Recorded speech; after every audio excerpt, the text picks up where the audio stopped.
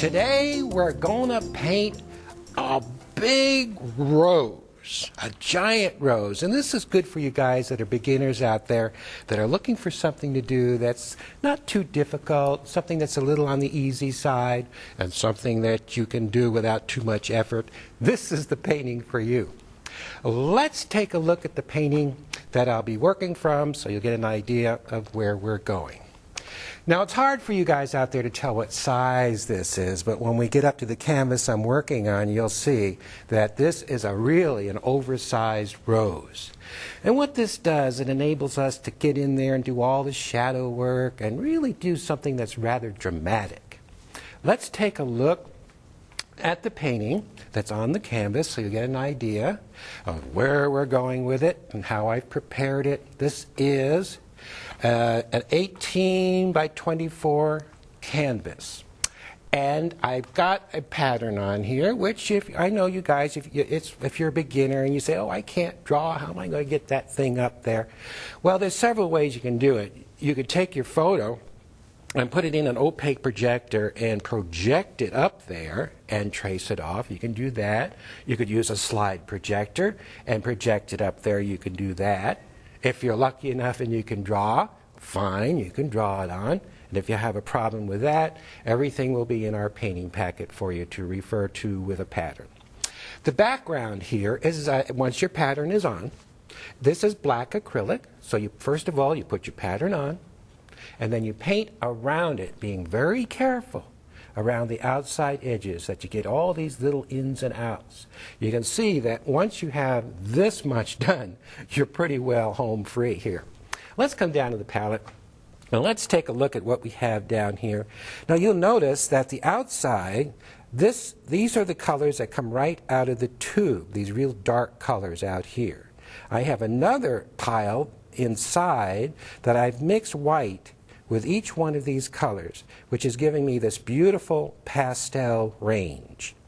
Over here, we have some areas that are going to be a grayed down blue, where I've taken black and white and made a gray. Then I've taken that gray and mixed it into a cerulean blue and white mixture, which gives me this sort of a very neutral gray tone. And I'll show you how that will be used in just a little bit. First of all, we're going to come over and let's take a little of this kind of a yellow orangey color, and maybe over here a little touch of orange to make it a little more orangey. Not going to use any medium. And I also have on the painting a transparent base medium, which you really can't see, but it's on there. And this is all wet up here. Now you can see when I put my hand up here how large this flower is. I love doing these. These are fantastic. There's all kinds of different roses you could do and shapes you can get into that are very large. Lets you get in there. The other types, so say a tea rose, you can get in and really show all the detail. Now this rose has a lot of this wonderful sort of yellowy orange color that comes out. So you can see if you're a beginner, you just put your pattern on. We'll take a brush here that's a blending brush, and we'll blend that out. I also went ahead, after I put the base, clear, transparent base on here, I went ahead and put some white on the petals. So you can see I also have white on here, just to save a little time. Now you can see how I blended that out, and out it comes. Now watch how easy this is. This is, again, whether you're a beginner or intermediate or advanced, it really doesn't matter. This is so easy and fun that no matter where you are in your learning experience out there, intermediate, beginner, you're going to love doing these. Look at that. Look at that. Just the color just goes poing, just explodes out of there. Now let's come down and take that nice gray neutral color I told you about. The brush I'm using, by the way, is a filbert brush. And this is, what number is this? Because it's all different sizes of brushes. This is a number 12. I'm going to take this, and we're going to come up here, and let's start laying in some of our wonderful gray tones. Remember, I have that transparent base color on there. And all we're doing is going in, and I also have a little bit of white on each petal. Look how easy this is. Give me a break. Is this simple? Is this fun? I'm going to come down and just pick up a little more of that gray. And we're going to go on top of each petal. And we're going to come in. Notice how when I come in, I'll turn the brush to the side to kind of get those little bit of veins in there. This is fun. Again, I keep telling you guys, if you're a beginner, give this a shot. And it opens up a whole world to you of going out and taking your own photos, doing your own thing, bringing them home, having them enlarged, trace them off on your canvas, and you're ready to go. There's some artists out there that's all they do. They just paint oversized flowers like this.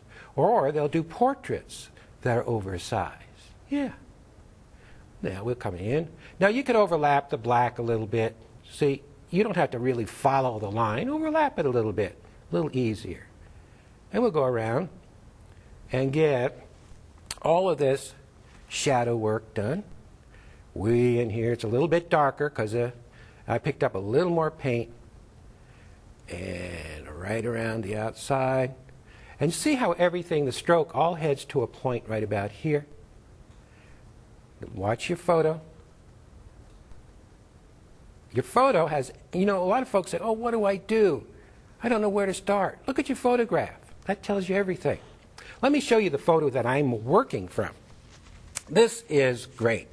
Now, this photo was sent to me by Larry Vaden. He's from Nashville, Tennessee. Larry's one of our certified teachers. And look at that photo. Is that wonderful? He sent me this photo, and this is the one, the painting that I'm doing for you today.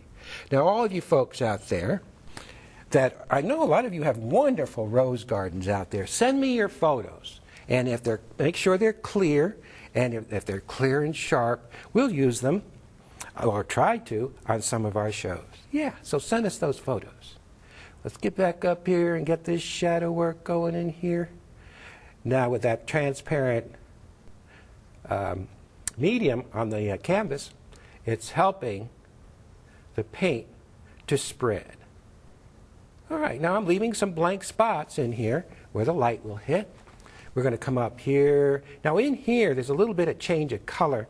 So I'm going to pick up a little orange, maybe mix a little of that orange with our gray tone and get underneath. Yes. Sometimes you have to be really dramatic and really push down and kind of smush it on out. Maybe turn the corner there, get a little of that going. Sometimes you leave your edges a little on the rough side, so not everything is smoothed out. This is just a little more of that gray color I just reached for. And we put this on here and pull it in. I like to go around and sort of get the whole thing going, get the whole thing laid in. I'm reaching for more gray, same color. And here's the edge of a petal. We're going to put a shadow behind it. In there. Notice how it brought that petal out. And around we go. This is so simple. It just blows my mind. And it's fun. And it's so dramatic. You put a gold frame on one of these, put it in your living room, and people, they won't walk past your painting without commenting on it. Believe me. There's a little more gray I'm taking from the palette, and I'm going to scoot that gray underneath to help that petal turn under. We also have right in here a little more gray, but it appears that that gray has gotten warmer. So I'm going to come over and pick up a little sienna. You see how the sienna is going to warm that color up just a little bit. And I'll sneak that in there. Very careful. Actually, this painting, it takes more patience than anything. Just to take your time and don't rush the brush. I'm going to get more of this gray in here. Yeah. And it comes right around here. And we'll fill this little area in. Up in here. Some areas, well remember I have white on there, so a lot of the areas it's not even necessary to get into. I just reach for a little more gray because we have a petal that's up in the air. But this one, when it comes down, it'll get a little lighter. So I let the paint work off the brush. Yeah. So we just flip that petal over. Back in here we have a little more gray. Boy, we're using a lot of gray. And we'll get that in here. And we'll wipe the brush and pull that out.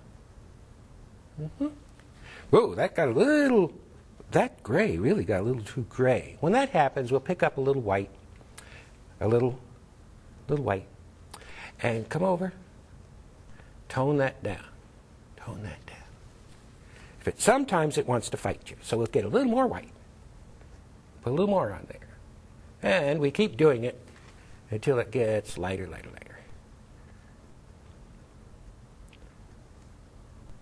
Okay, look at that, from dark to light, super. You know, a lot of folks out there say, well, where do you paint? Do you have a studio you paint in?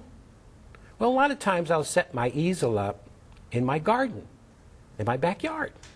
And I'll be back there painting. We have large daisies. Look at that. We have bushes of daisies. We must have 100 rose bushes. There I am painting away out in this. Give me a break. Hey guys, what a job to have, huh? You get up in the morning, set your easel up, and go out and let's paint some flowers. I don't have to get in the car and drive the freeway to work. There's the old boy. Let's get on with the painting. But I paint out in the backyard, and because I have all the flowers, and that's where we get all the inspiration from, is painting out there in the old backyard. We have deer walking around back there, but most of the time the deer will come out at night. But sometimes I'll be out there and I'll look around, and there's one of the deer looking at me going, "Hi there." I like deer. They're really cool. Here we are taking our gray. To see how that gray separates the two petals? Now, we haven't even done anything here. We've just been messing around and playing, and look what we have. So there's no excuse, guys. If you're a beginner, let's go for it. Let's do it. Now we have another brush. This is a blending brush. Very soft hair. We're going to take that and soften this out. Now be careful, don't drag out into the black, but if you did, you can always take some black paint and clean it up. Look at this happen. Look at that. We can make it look, and go across it. You can go across like this. See, going across gives it the feeling of a watercolor. So if it gets too raggedy, come across, go across it. There it goes. Now don't worry. Now sometimes, right, like in here, you'll see some of the pencil lines showing. And you'll say, oh, gee, some of the pencil lines showing. Well, that's okay. But if it does bug you, you can take a little gray and kind of come down the edge like this. This sort of cover it up. But hey, we're using oil paint. But a lot of your watercolorists, hey, they let the pencil lines show. So why can't we?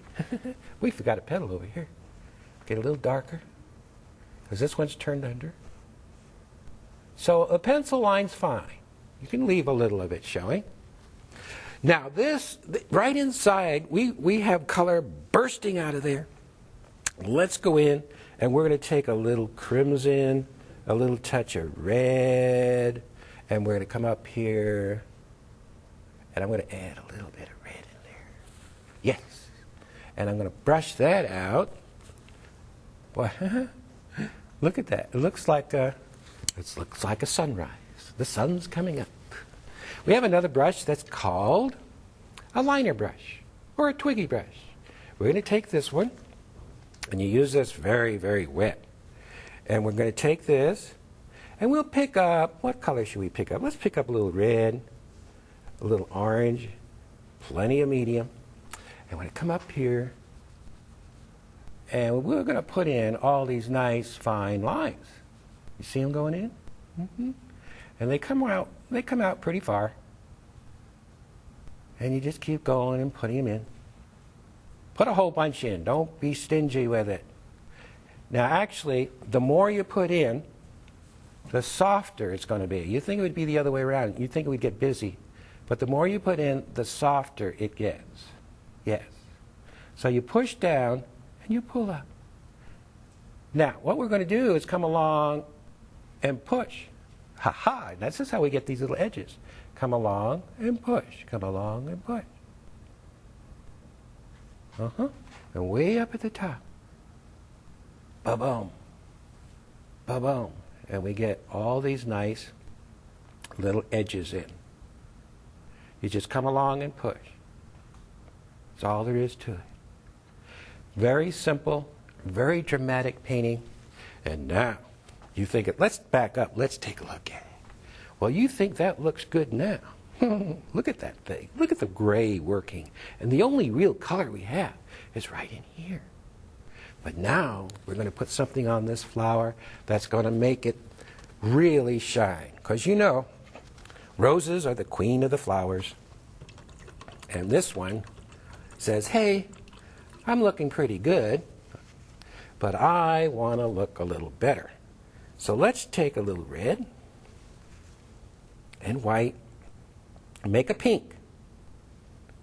Nice pink color. And we're going to take this up and we are going to tint our petals. This really is the color. This really makes the painting. And we kind of pull it down. See it? Now each one of these petals has a little tint. Now if you want, you can put it in. Use your blending brush to soften those little edges out. Oh, we have another edge here we missed. So, but this little pink will outline that edge. Don't forget to pull it in. And don't forget to do your blending.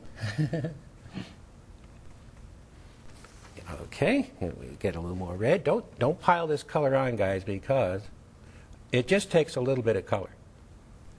If you get too much on there, it's hard to blend. So start out with less than what you think you should have, and that'll probably be just about right. Excuse me. Right in here. A little more, just a hint of pink. Way over here, I see a little more pink. Woo, need more pink. So we come down, pick our red and white up, get a little more of that pink in there, pull it down, pull it down, pull it down, pull it down. And I turn to the edge of the brush, to the side of the brush. You see those little veins? Yes, yes, yes. Now we're getting some character. And if the veins stand out too much, go across it, across. And that sort of softens everything in. We have another little red over here, just a touch. Now,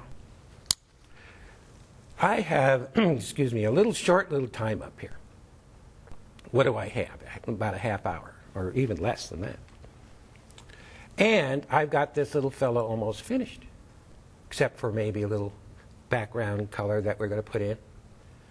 Now, if you have all day long to do your painting, don't you think you could do this? I think so. Now, I'm just going around picking out, I'm getting a little orange from down on the palette, picking out some of the subtle colors that we find in this little rose. Little rose. There's my hand. You can see the size of it. She's a biggie. We're going to come down now, and some of the pink, as a flower gets a little older in the day, some of the edges turn a little bit darker pink. So I picked up some crimson, and you can see how I'm going to darken up. You see that edge is just a little bit darker. I like that. I want to pick up a little more of that crimson and show another edge. Even if the photograph doesn't show this extra dark. And again, when my brush goes bye-bye, I'm picking up a little more crimson. Yes, you see that? Extra little dark. Yes. You see, it's the little stuff. It's so important. Let's get a little more in here. Yes. put in as much or as little as you want. All right. Now, must have dropped my brush there. We're going to take a little more pink. Put it right in here. Okay.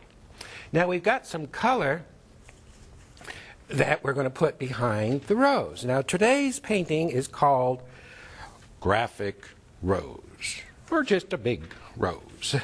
So when you talk to us or if you call and ask questions, refer to it as being the Graphic Rose, or please refer to the show number on the end, because a lot of folks call and they say, well, we're watching the flower painting you did, and we don't know which one it is. So there's a number on the end. Say, we're watching show number, and then you can ask your questions. We have some color behind this rose that we want to slip right in here. And it's sort of a greenish color. We'll take our really dark sap green. We'll put a little yellow with it. And let's slip a little of that green in here. Now the green, this is neat to put in. It just adds a little bit of color behind the flower. Now you have to be kind of careful and sneak it around. Sneak it around. Now you have more time at home, so you can sneak better than I can. And around in here. And kind of pull it out. I might not have time to blend this all out for you. But you bring it on out. Bring it on out. And we don't want to come up too high, but we'll come up a little bit with it. Right up next to the flower. Get as close to it as you can. And this is brushed out. Now, you can take a paper towel and simply using a swirling motion, slowly blend that out. So you see how easy that is. So this softens the whole thing until it just goes right into dark.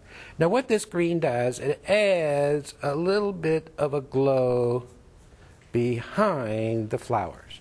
And if you wanted to take, say a touch of yellow, and add a little touch of that in here, that would be nice too.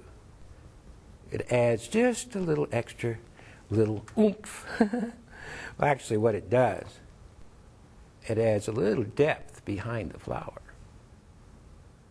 Yes, look at that. Now don't overdo, because if you overdo here and you get all kinds of stuff, it's distracting.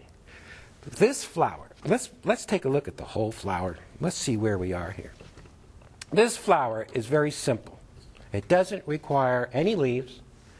We have a black background, so it showcases the flower. There's nothing distracting around it.